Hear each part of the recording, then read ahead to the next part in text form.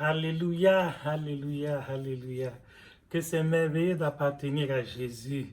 C'est merveilleux d'avoir abandonné le monde avec ses souillures pour se consacrer entièrement à Dieu. Bien-aimés frères et sœurs, c'est une joie renouvelée, c'est un immense privilège, c'est un insigne honneur pour moi de vous retrouver ce jour afin que nous puissions davantage nous édifier par la parole de Dieu en écoutant ce message qui est la suite des deux précédents sur l'appel à l'excellence. Et nous avons dans la première partie défini l'excellence comme étant le degré éminent de qualité ou de valeur que quelqu'un peut atteindre dans une activité précise. Donc, quelqu'un qui donne le meilleur de soi-même pour produire la meilleure qualité, pour être au top niveau de ce qu'il a entrepris. C'est ça que nous avons appelé l'excellence. Et dans la deuxième partie de ce message, nous avions évoqué le fait que Dieu nous note dans tous les domaines de notre vie. C'est-à-dire que le Seigneur n'observe pas ses enfants uniquement lorsqu'ils sont en train de prier, ou lorsqu'ils sont en train de méditer sa parole, ou lorsqu'ils sont à l'église en train de chanter. Non, toute notre vie est désormais consacrée à Dieu. Et lorsque tu as mis toute ta vie sur l'autel du sacrifice, tu dois être conscient de ce que la caméra de Dieu est braquée sur toi en tout temps et en tout lieu, dans tout ce que tu fais, même dans ta maison, dans ta famille, dans ton foyer, dans ton lieu de travail, à l'école, partout, en voyage. L'œil de Dieu est sur toi. Par conséquent, tu dois donc t'appliquer, tu dois te faire des efforts pour mener une vie digne de l'évangile en tout temps et en tout lieu. Ça a été l'objet de la deuxième partie de cet appel à l'excellence. Et aujourd'hui, la troisième partie nous invite à imiter le modèle d'excellence. Alléluia. Le thème de notre message, c'est « Imitons les modèles d'excellence ». Imitons les modèles d'excellence. C'est bon d'imiter les modèles. Ce qui est beau dans la vie chrétienne est que nous n'avons pas un chemin incertain. Nous ne suivons pas un maître qui tâtonne, qui réfléchit encore où est-ce qu'il va nous mener. Non, Dieu est omniscient, omnipotent, c'est-à-dire que Dieu est omniscient, c'est-à-dire qu'il sait tout. Dieu est omnipotent, il peut tout, il est tout puissant et Dieu est omniprésent, il est partout à la fois au même moment. Donc, le Seigneur nous conduit sur une voie sûre. La parole de Dieu n'est pas une opinion humaine. C'est pas comme les livres de... Voilà pourquoi la Bible n'est pas démodée. Depuis des années, des siècles, des millénaires, la parole de Dieu est toujours d'actualité, elle est toujours pertinente. Alors qu'il y a de très grands livres écrits par de célèbres auteurs qui sont tombés en désuétude après quelques années parce que ce que cela révélait, ce que ça recelait était contingent, c'est-à-dire lié à une époque, à un contexte, etc. Mais la Bible est la parole de Dieu, elle est permanente, la parole de Dieu est universelle, la parole de Dieu est encore, oh Dieu, elle est efficace, elle continue à se manifester, tout ce qu'il expérimente, tout ce qu'il la met à l'épreuve, vous donne la garantie, vous donne les témoignages sûrs, les témoignages éloquents de ce que cela s'est accompli, les promesses bibliques se sont accomplies dans leur vie. Donc nous avons des personnes qui ont expérimenté ce que Dieu nous demande de faire. Nous ne sommes pas en train de commencer nouvellement. La foi chrétienne n'a pas commencé aujourd'hui. Non, l'homme, il y a eu des personnes qui ont eu de très bonnes relations personnelles avec Dieu. Et ce qui est merveilleux, c'est que le Seigneur n'a pas laissé que cela tombe dans l'oubli, que cela soit effacé. Non, la Bible dit que ces choses ont été écrites pour notre instruction. Dieu a vraiment accordé la sagesse à plusieurs de ces instruments pour qu'ils consignent par écrit les faits, les gestes, les actions, les paroles, les activités de ceux qui nous ont précédés sur le chemin de la vie chrétienne. Et cela est consigné dans la Bible. Donc, nous avons des modèles devant nous. Nous avons des modèles d'excellence, des personnes qui ont servi Dieu avec excellence en toutes choses, dans tous les domaines. Par conséquent, un vrai chrétien aujourd'hui ne doit plus tâtonner. Non. C'est une aberration si un chrétien aujourd'hui encore cherche son chemin. Je vais faire comment est-ce que je peux m'y prendre? Je peux aller où? Nous avons déjà tout devant nous. Et la parole qui est certaine. Et des hommes de Dieu, des femmes de Dieu, des serviteurs de Dieu, des enfants de Dieu qui ont qui ont fait de cette parole une application à leur propre vie.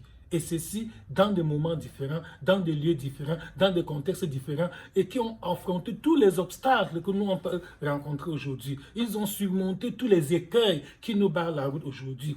Et je crois que le minimum que nous devrions faire, c'est de chercher à nous identifier à ces modèles d'excellence. C'est de faire comme eux, de suivre leurs traces. Si nous suivons les traces des saints d'autrefois, nous sommes sûrs que les mêmes causes vont produire les mêmes effets. Alléluia. La même grâce qu'ils ont reçue, le même Dieu qui les a bénis, va aussi nous bénir, nous visiter, et nous aurons des témoignages, des témoignages bibliques, des témoignages à dimension biblique. C'est-à-dire que nous allons aussi expérimenter les mêmes miracles, les prodiges, les signes que le Seigneur manifestait dans leur vie. Donc, imitons les modèles d'excellence, car même en science, nous avons vu que pour devenir un grand homme de science, l'apprenant, l'élève, l'étudiant commence d'abord par chercher à assimiler ce que ses prédécesseurs dans le domaine de la science ont élaboré, ont trouvé, ont découvert. Et c'est plus tard qu'il pourra aussi ajouter sa pierre à l'édifice, apporter quelque chose de nouveau pour faire reculer les ténèbres de l'ignorance. Dans tous les domaines, nous savons que lorsque vous suivez les traces d'un prédécesseur qui s'est distingué positivement, vous êtes sûr d'aller loin. Il en est de même pour la foi chrétienne. Imitons le modèle d'excellence parce que la parole de Dieu met à notre disposition des témoignages bibliques, des personnes qui ont servi Dieu avec persévérance, des personnes qui ont eu la crainte de Dieu. Et le Seigneur les a bénis, Dieu les a soutenus, les a fortifiés et ils ont achevé leur course dans la victoire. Aujourd'hui, nous pouvons nous inspirer de leur exemple, nous pouvons nous baser là-dessus pour pouvoir servir Dieu. Et c'est très différent de ce que font les païens.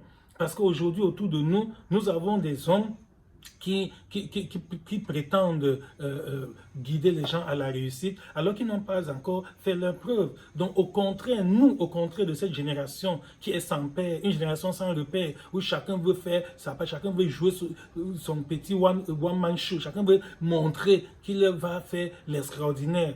Nous, au contraire des païens, de ceux du monde qui suivent les stars, oui, ils ont aussi leur modèle. Voilà, les stars, les vedettes, les influenceurs et tout le reste. Et nous connaissons le résultat. Nous savons là où ça les mène. C'est pour ça que ce monde va si mal. Et que de jour après jour, les nouvelles, les médias nous font écho des catastrophes, des tragédies, vraiment des choses terribles, horribles, regrettables et néfastes qui se produisent dans notre génération parce que les hommes ont abandonné les anciens sentiers, les hommes ont laissé le chemin tracé par Dieu, le Créateur, pour se frayer eux-mêmes leur propre chemin et des chemins incertains qui les conduisent à la ruine. Dieu est l'auteur de la vie. Et je crois que même en matière de conduite automobile, lorsque vous achetez un véhicule, vous avez besoin de la notice du fabricant. Celui qui a conçu et fabriqué cette voiture vous indique quelle est la meilleure façon d'en faire usage pour pouvoir en tirer le maximum de profit.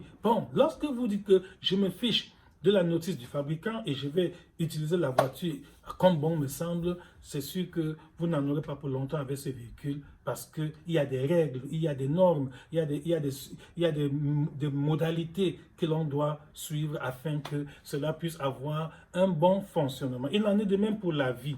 C'est Dieu qui nous a créés, c'est Dieu qui nous a donné la vie. Aucun de nous ne peut dire où il était avant de venir dans ce monde. C'est le Seigneur, dans son omniscience, qui sait pourquoi à un moment donné de l'existence, à un moment donné de l'histoire, il a décidé de créer les êtres humains que nous sommes. Certainement pour un projet, car Dieu ne fait rien pour rien. Dieu a un plan pour ta vie. Donc, mon frère et ma soeur, ne tergiverse plus, n'hésite plus, ne perds plus le temps à chercher midi à 14 h. La parole de Dieu est la boussole de la vie. Si tu ne veux pas être égaré, si tu ne veux pas te perdre, si tu ne veux pas regretter après avoir déployé beaucoup d'efforts, comme c'est le cas pour plusieurs mondains aujourd'hui, qui parfois c'est vers la fin de leur vie.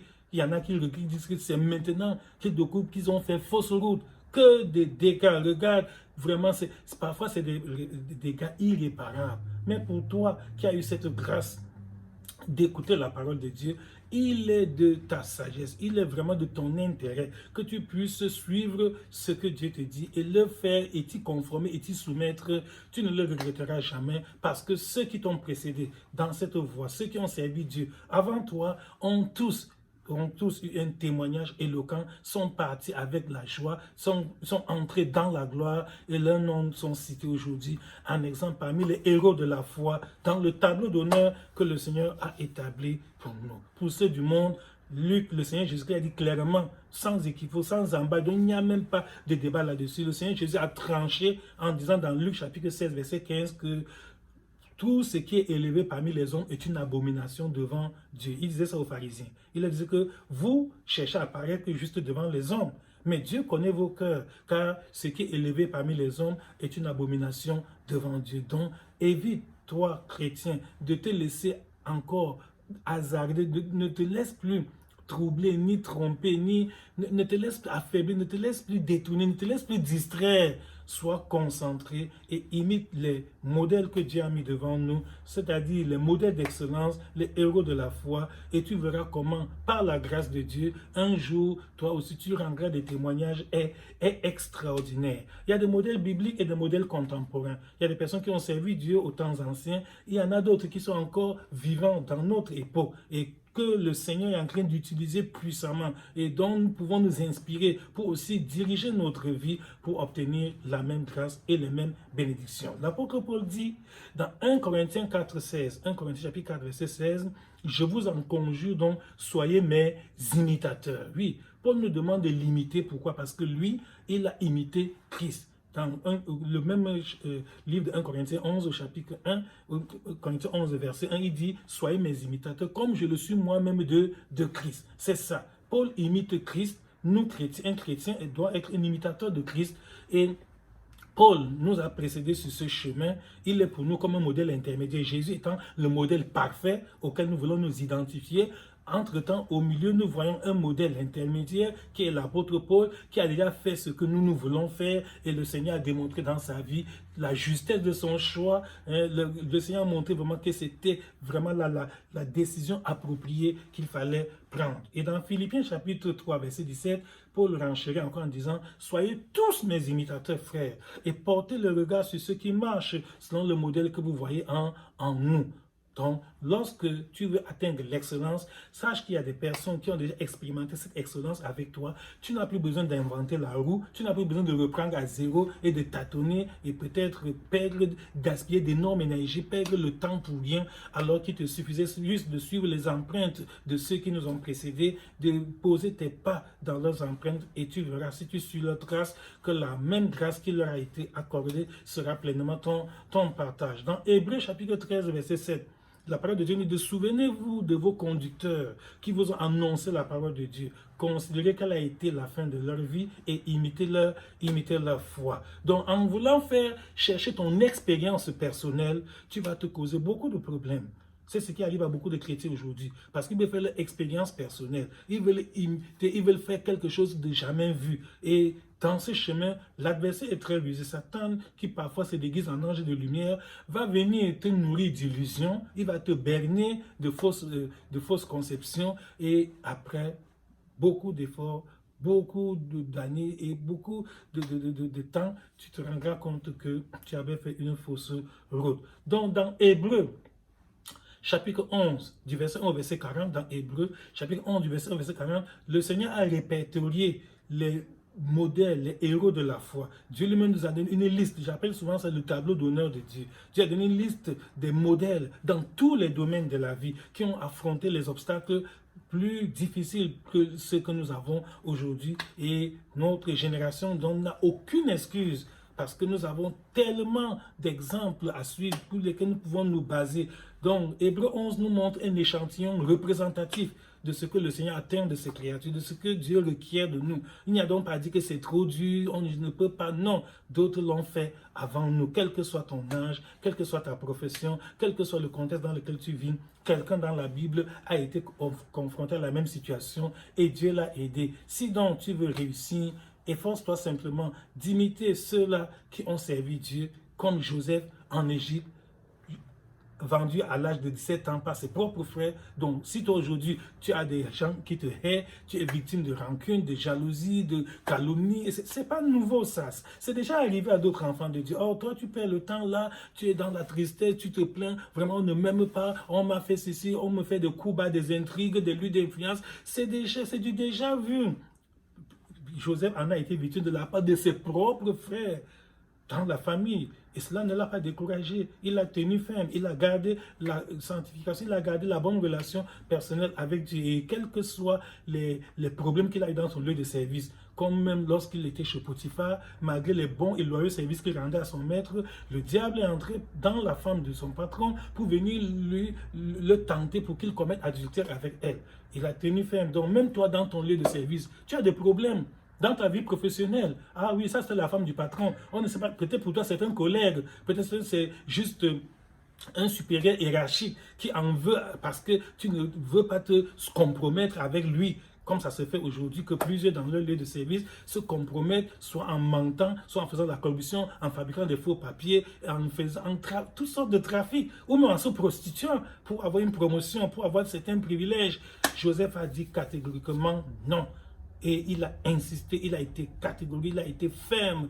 Toi aussi, sois ferme dans ton lieu de service. Ne compromets pas ta foi pour de l'argent. Ne vends pas ton salut pour avoir les biens éphémères, passagers, que tu laisseras. Tu ne prendras pas ces choses quand tu quitteras ce monde. Joseph a préféré être jeté en prison parce qu'il n'a pas voulu compromettre ça, il n'a pas voulu détruire sa relation personnelle avec Dieu. Bon, aux yeux du monde, on devait dire, mais ça c'est un idiot, il est bête, comment celui-là a une opportunité où il pouvait être élevé, promu, avoir d'énormes richesses, etc. Certainement, les gens du monde devaient se moquer de Joseph, mais comment celui-là, il ne sait pas que c'est comme ça que tout le monde fait, c'est comme ça, il faut être sage, entre guillemets. Non.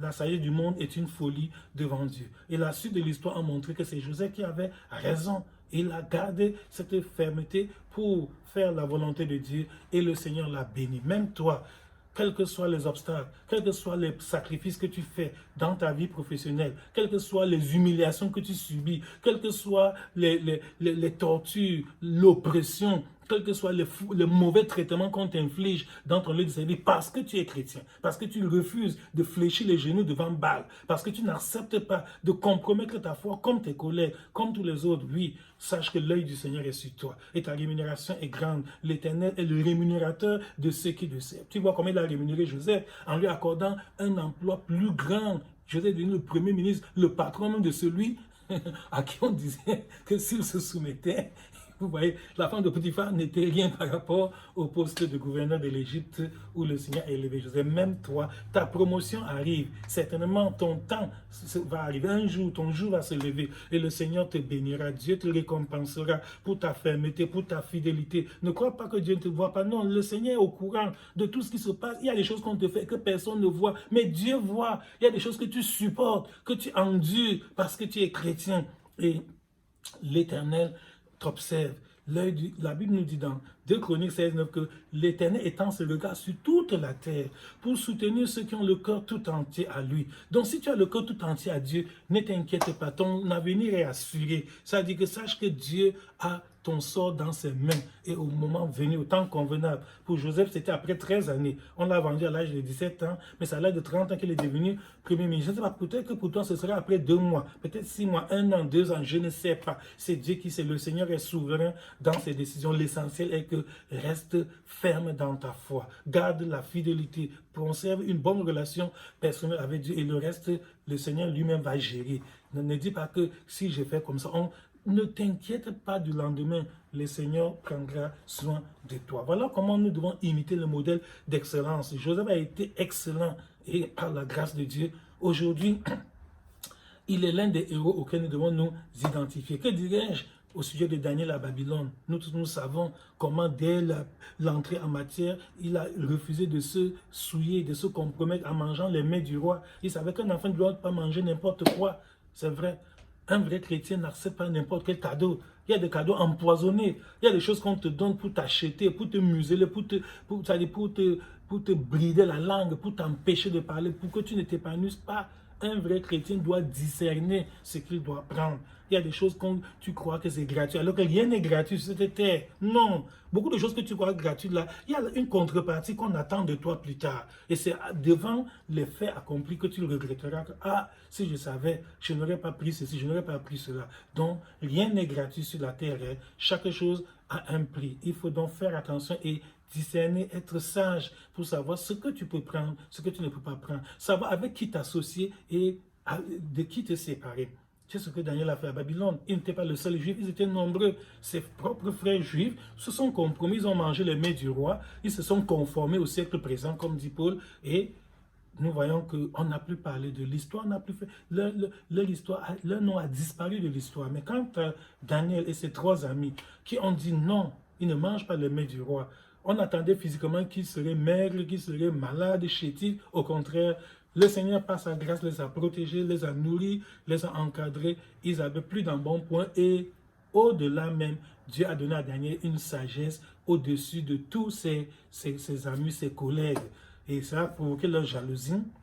Ils ont monté de coups pour le descendre, comme toi. On monte des coups dans ton village pour te descendre. On monte des coups dans ton quartier pour te descendre. On monte des coups même dans ton église pour te descendre. Ne t'en fais pas, ne t'inquiète pas. La sanctification est le plus grand blindage ici-bas. Tant que tu es avec Dieu, la Bible dit, si Dieu est pour nous, qui sera contre nous? Donc quelqu'un qui est avec Dieu est invulnérable. On ne peut pas l'atteindre, on ne peut pas le nuire, on ne peut pas le détruire. Même si apparemment les gens sont plus forts que toi, même si les gens sont plus riches, plus nantis, ils ont d'énormes moyens de pression que toi. Ne t'inquiète pas, il n'y a même pas marche. Celui qui est avec toi est plus grand que celui qui est avec eux. Alléluia. Dans 1 Jean 4, il dit que celui qui est en nous est plus grand que celui qui est dans le monde. Le Saint-Esprit qui est en nous est plus grand que ces puissances des ténèbres qui sont en train de lutter contre nous. Donc gardons cette grâce, gardons ce privilège de continuer à servir Dieu avec fidélité et à nous conformer à sa volonté en imitant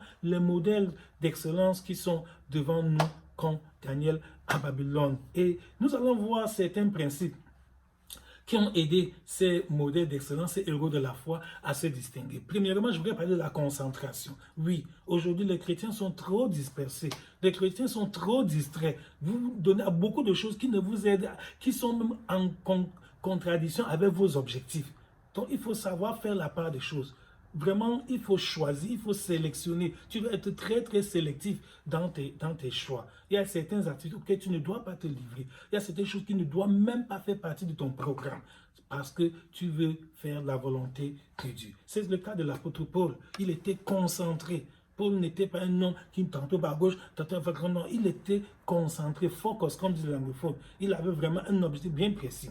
Dans Philippiens chapitre 3, versets 7 à 14, Philippiens 3, 7 à 14, l'apôtre Paul nous rend son témoignage. Il dit que ces choses qui étaient pour moi des gains, donc il y a des choses qui se donnaient avant sa conversion.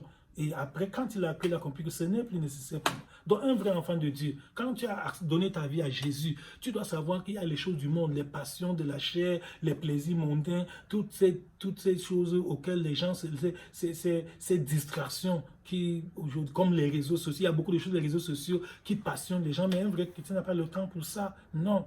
Les réseaux sociaux, nous devons les utiliser à bon escient, non pas pour perdre le temps, parce que d'abord, ça t'épuise, ça te distrait, ça t'empêche d'être concentré sur l'essentiel. Paul dit que ces choses qui étaient pour lui des gains, ces choses dont il se vantait, même il se prévalait, oh, il les a regardées comme de la boue, comme une perte, afin de gagner Christ. Et il dit que même je regarde toutes choses comme une perte, à cause de l'excellence de la connaissance de Jésus-Christ mon Seigneur, pour lequel j'ai renoncé à tout. Oui. Pour atteindre l'excellence, il faut renoncer à tout et te concentrer uniquement sur l'essentiel qui est la recherche de la gloire de Dieu. Parce que depuis que tu as accepté Jésus comme ton Seigneur et Sauveur personnel, ta seule ambition doit être de faire la volonté de Dieu. C'est tout et rien d'autre. Et si cette volonté de Dieu t'amènera n'importe où, tu acceptes avec joie parce que tu sais que le Seigneur seul a le dernier mot. Personne ne peut décider sur ta vie en dehors de Dieu. Rien ne peut t'arriver sans que Dieu le permette. Si quelque chose t'arrive, sache que Dieu l'a permis pour ton bien, peut-être pour te façonner parce qu'il est le divin potier et nous sommes l'argile et il nous moule. Il nous donne la forme de son choix comme il veut. Je n'ai jamais vu l'argile discuter avec le mec du potier. Non. Aujourd'hui, toi, tu discutes, tu es toujours dans des tiraillements avec Dieu. Dieu veut incliner ta vie à gauche, tu vas aller à droite. Dieu veut que tu t'arrêtes, toi, tu t'avances. Même au désert, le peuple d'Israël, pour réussir, marchait au rythme de la colonne de nuit et de la colonne de feu. Quand la colonne de nuit et la colonne de feu s'arrêtaient, ils s'arrêtaient. Quand elle avançait, ils avançaient. Et c'est pour ça qu'ils ont pu atteindre la terre promise. Donc Paul dit qu'il a renoncé à tout et il s'est concentré. Et il a dit au verset 12 que ce n'est pas que j'ai déjà remporté le prix ou que j'ai déjà atteint la perfection, mais je cours pour tâcher de le saisir, puisque moi aussi j'ai été saisi par Jésus-Christ. Au verset 13, il nous montre comment il est concentré. Il dit, frère, je ne pense pas l'avoir saisi, mais je fais une chose. Alléluia. J'insiste, Paul nous dit qu'il fait une chose. Paul ne fait pas 2, 3, 4, 5. Paul fait une chose. Toute sa vie n'a qu'un seul objectif. Il a une seule ambition. Il est concentré sur une seule ambition. Il dit, je fais une chose. Oubliant ce qui est en arrière et me portant vers ce qui est en avant, je cours vers le but pour remporter le prix de la vocation céleste de Dieu en Jésus-Christ. Je fais une chose. Aujourd'hui, beaucoup de chrétiens sont distraits. Pourquoi? Parce qu'au lieu de se concentrer sur la volonté de Dieu, toi tu perds le temps à regarder en arrière. Paul dit, j'oublie ce qui est en arrière. Il y a beaucoup de choses en arrière. Si tu perds le temps sur ces mauvais souvenirs, à ressasser ton passé, à ruminer ce qui... Tu ne peux plus rien changer sur le passé. Le passé est révolu. Le passé est entré dans l'histoire. Et ce jour-là ne reviendra plus. Maintenant, concentre-toi comme Paul. Oublie le passé, concentre-toi sur la tâche présente. Le programme d'aujourd'hui, Dieu a un programme pour toi chaque jour. Le programme d'hier est déjà passé. Maintenant, veille comme Paul à courir vers le but, à accomplir la tâche quotidienne que le Seigneur t'a confiée. Et tu verras comment tu feras des progrès. Tes progrès seront évidents. Qu'est-ce qui brise tes forces? Qu'est-ce qui ralentit ta course? Qu'est-ce qui vraiment freine ton élan? C'est parce que tu es tiraillé. Ton âme est tiraillée. Tantôt, faut-il que j'agisse comme les païens? Tantôt, faut-il que j'agisse comme les chrétiens? Faut-il que je me donne totalement à Dieu? Ou bien je dois un peu aussi plaire au monde? Ah, il y en a qui disent que c'est ça la sagesse. Qu'il ne faut pas être trop engagé. Il ne faut pas trop se donner aux affaires de Dieu. Là, non. Un vrai chrétien ne fait pas de demi-mesures. Les demi-mesures ne te mèneront nulle part.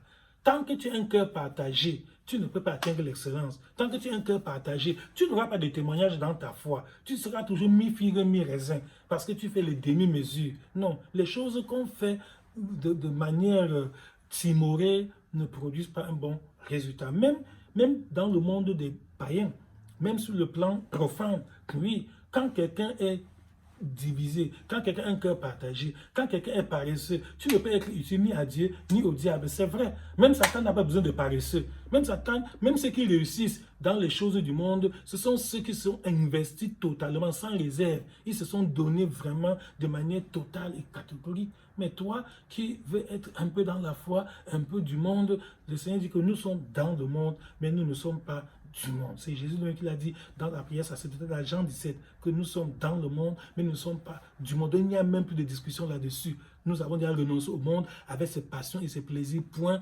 final. Maintenant, nous continuons la marche comme Paul. Nous oublions tout ce qui est en arrière. Nous courons avec persévérance dans la carrière qui nous est ouverte parce que la couronne de justice nous est réservée. Donc, première étape, sois concentré si tu veux vraiment réussir dans ta vie chrétienne. Deuxième étape, la recherche. Tu dois être un chercheur. Tu dois faire des investigations. La nature même nous enseigne, dit l'apôtre Paul, dans 1 Corinthiens chapitre 11, verset 14, 1 Corinthiens 11, verset 14, la nature nous enseigne beaucoup de choses. Et l'une des choses que la nature nous enseigne est que les choses précieuses sont souvent cachées. Ah oui, les choses précieuses ne sont pas, on ne les trouve pas à l'air libre comme ça. Prenons l'exemple des métaux précieux. Tu ne peux jamais trouver l'or comme ça sur le sol, non, sur le gazon en train de marcher, ou le diamant, non. Pour trouver de l'or, le diamant et les autres pierres précieuses, on doit creuser en profondeur dans le sol. On doit déployer d'énormes efforts et on doit même utiliser des machines appropriées pour creuser, pour forer le sol. Et après ce forage, dans des profondeurs de la terre, qu'on peut extraire l'or, le diamant et tous les métaux précieux que nous connaissons. Il en est de même de l'excellence, il en est de même de la réussite. Tu dois faire des recherches, tu dois être concentré et tu dois tout le temps déployer des efforts. Tu ne dois pas rester là en attendant que les choses vont venir d'elles-mêmes. Non, non, ce n'est pas possible. Si pour les choses passagères, les choses matérielles et de ce monde, les gens déploient tant d'efforts, à plus forte raison pour le salut de nos âmes. Donc, un chrétien ne doit pas être paresseux. Tu dois t'appliquer, oui, même dans la lecture de la parole de Dieu, dans ta vie de prière, dans tous les efforts pour plaire au Seigneur.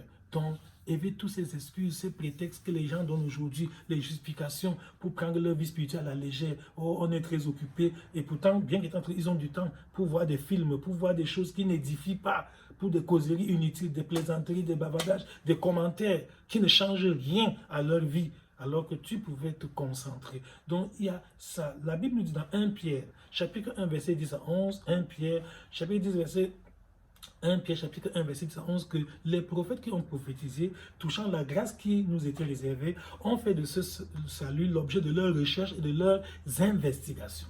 Il te faut faire des recherches et des investigations. Autant tu es zélé, tu fais des recherches quand tu veux trouver de l'argent, quand tu as besoin de biens matériels, autant tu dois aussi déployer les mêmes efforts pour le salut de ton homme, pour avoir une bonne relation personnelle avec Dieu, pour atteindre l'excellence dans ta vie spirituelle, l'excellence dans tous les domaines.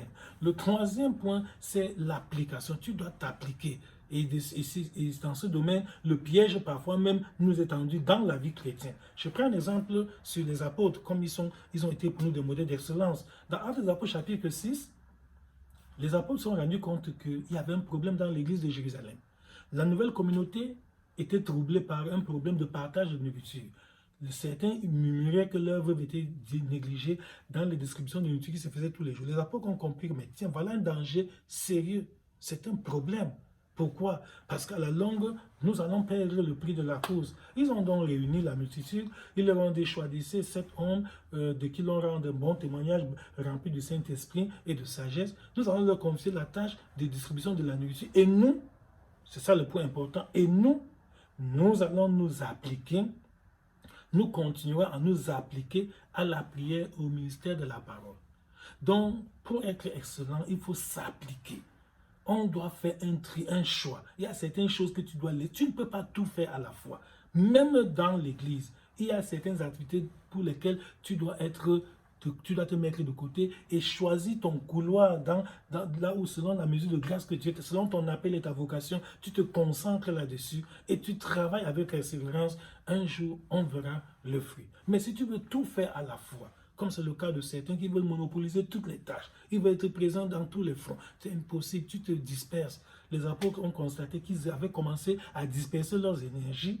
En même temps, ils étaient dans la prière, en même temps, ils étaient dans l'enseignement de la parole, en même temps, dans le partage de la industrie. Ils ont compris que non, nous ne sommes pas des dieux, nous avons une force, nous avons une énergie limitée, dont tout être humain est limité.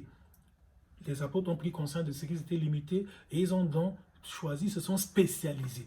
Donc, il faut se spécialiser si tu veux atteindre l'excellence. Il faut prier que le Seigneur te révèle quel est vraiment ton appel, quelle est ta vocation, qu'est-ce qu'il attend de toi.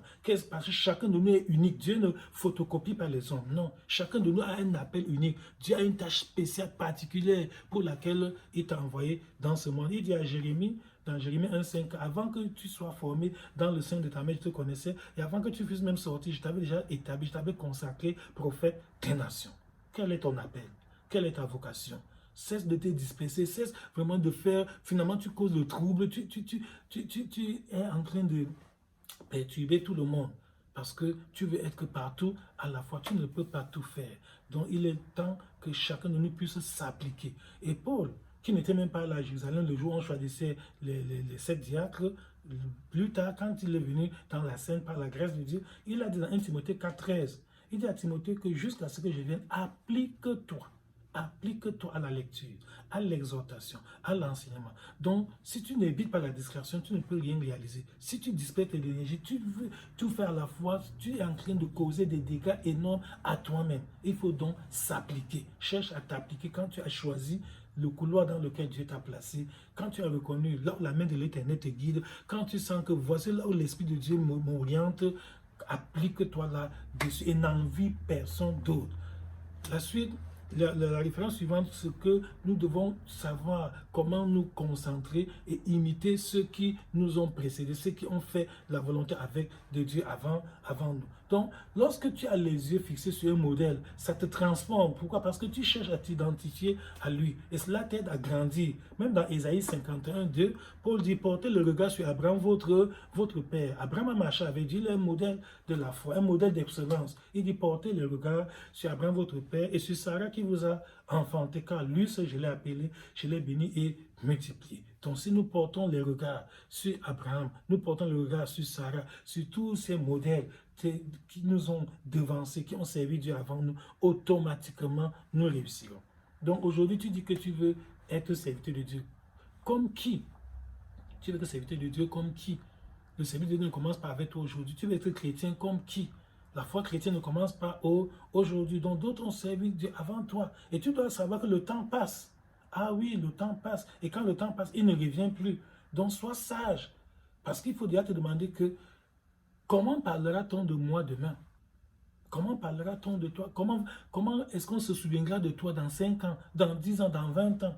Comment fera-t-on ton bilan? Qu'est-ce qu'on dira? Que tu as fait quoi de ta vie? Quel souvenir vas-tu laisser aux hommes si le Seigneur t'appelle aujourd'hui? Donc voici, Paul, lui, a été très sage. Et il dit à Timothée, dans 2 Timothée, chapitre 3, verset 10 à 11, 2 Timothée, chapitre 3, verset 10 à 11, Paul lui dit, pour toi, tu as suivi de près mon enseignement, ma conduite, mes résolutions, ma foi, ma douceur, ma charité, ma constance, mes prescriptions, mes souffrances. Pour toi, tu as suivi de près. Il y a une différence quand tu suis quelqu'un de près et quelqu'un d'autre qui suit la même personne de loin. Quand tu suis de loin, beaucoup de choses vont t'échapper. Tu ne peux rien maîtriser. Mais quand tu suis de près, tu as l'opportunité de bien observer comment est-ce qu'il a commencé.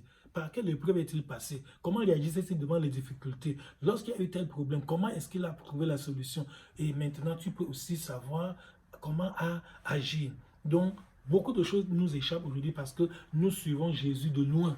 Voilà. Tu fais juste le strict minimum à l'église. C'est-à-dire que ta foi n'est qu'une sorte de formalité. Tu viens le dimanche pour qu'on ne dise pas que tu n'étais pas là. Non.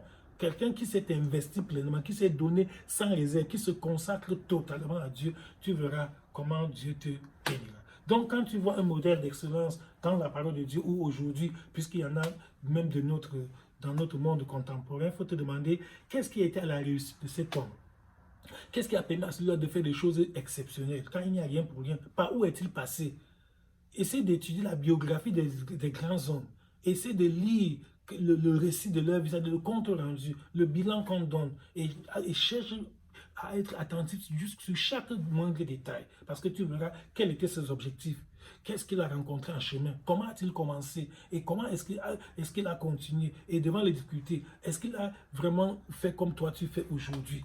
Donc si tu agis ainsi, tu verras comment par la grâce de Dieu, tu surmonteras beaucoup de choses. Tu verras que le Seigneur t'a donné d'immenses potentialités. Tu as des grands talents qui dorment, qui sommeillent, que tu n'as pas encore utilisé. Tu n'as pas encore mis cela en valeur. Donc la l'imitation des modèles d'excellence bibliques comme contemporains est l'une des clés, est l'une des méthodes, est l'une des stratégies les plus sûres, les plus pertinentes pour pouvoir aussi devenir un modèle d'excellence de nos jours. Donc voici le moment favorable que chacun d'entre nous doit se demander qu'est-ce qu'on dira de moi d'ici 10 ans, d'ici 20 ans? Comment est-ce qu'on racontera mon histoire lorsque je ne serai plus? Qu'est-ce qu'on gardera de moi comme souvenir? Et tu verras que ce n'est pas difficile, c'est dès maintenant que tu dois te mettre au travail. Voilà l'essentiel de ce que nous voulons partager avec vous aujourd'hui, que imitons le modèle d'excellence. Nous avons un chemin déjà tracé. Si nous suivons ces anciens sentiers, si nous nous identifions à ceux-là qui ont servi Dieu avant nous, la même grâce qui leur a été accordé sera notre partage et nous bénirons l'Éternel. Nous rendrons les mêmes témoignages. Nous serons accompagnés par les mêmes signes, les mêmes prodiges, les mêmes miracles. Nous serons comme Élisée. Élisée a suivi un modèle d'excellence qui était Élie. Et il ne l'a pas fait par intermittence, non pas par moment, c'était de manière constante, de manière permanente. Même quand Élie lui a dit qu'il s'en va, qu'il quitte Gilgal pour aller à Bethel. Élisée l'a suivi à Bethel. Quand il a dit qu'il part de Bethel pour Jéricho. Élisée l'a suivi à Jéricho. Quand il a dit à Élisée qu'il part de Jéricho au Jourdain, Élisée a suivi Élie au Jourdain. Voilà pourquoi, lorsque Élie a été enlevé, Élisée a eu la double portion de son esprit. Élisée a reçu cette grâce parce qu'il n'était pas un temporaire, il était permanent dans le service de Dieu. Et lorsque Élie a laissé tomber son manteau, Élisée a déchiré son propre manteau avant de prendre le manteau d'Élie. Voilà. Il s'est départi de ses propres opinions, ses propres idées pour maintenant recevoir le trésor, pour imiter son maître, pour s'identifier au modèle que le Seigneur avait mis devant lui. Voilà la meilleure façon pour nous de ne plus continuer à tourner autour de la même montagne. Si tu fais comme ça, mon frère et ma soeur, ta vie ne va plus tourner en rond. Tu ne seras plus dans la routine, la monotonie. Non, tu ne vas plus être en train d'affronter les mêmes difficultés, les mêmes problèmes, les mêmes plaintes, les mêmes accusations tous les jours. Tu vas émerger, tu vas grandir, tu vas te distinguer. Tu seras vraiment quelqu'un d'exceptionnel. Tu seras un puissant instrument de Dieu. Le Seigneur va faire de ta vie aura un grand impact sur ceux qui sont autour de toi et même sur ceux qui viendront longtemps après toi. Que la grâce de Dieu te rende excellent, performant. Que la grâce de Dieu fasse de toi un héros de la foi. Que la grâce de Dieu te distingue par ce message pour que tu puisses devenir une référence dans ta génération. Au nom de Jésus-Christ. Amen, amen, amen.